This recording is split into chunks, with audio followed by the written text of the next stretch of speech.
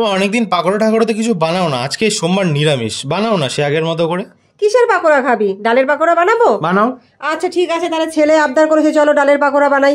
প্রথমেই মেথিটাকে আমি খোলায় ভেজে নিয়েছি, আর এই যে দেখো ডালটাকে আমি আগের দিন ভিজিয়ে রেখেছিলাম, ভালো করে ভেজে গেছে। ওর মধ্যে কাঁচা লঙ্কা আর আদা দিয়ে ভালো করে পেস্ট করে নিয়েছি।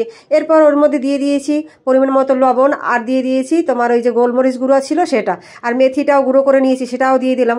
আর দিয়ে ভালো করে ওটাকে মাখিয়ে নিয়েছি। কড়াইতে সাদা তেল দিয়ে দিলাম, তারপরে দিয়ে ওর মধ্যে যে পকোড়ার আকারে শেপ করে এক এক করে দিয়ে ভাজতে দিয়েছি। দেখো ভাজা হলে পরে তো মানে রাখতে পারি না, ছেলেরা টপাটপ হাতে নিয়ে খেতে শুরু করে। বন্ধুরা ভিডিওটা ভালো লাগলে 2 সেকেন্ড সময় নষ্ট করে আমার চ্যানেলটা কিন্তু অবশ্যই সাবস্ক্রাইব করে দিও।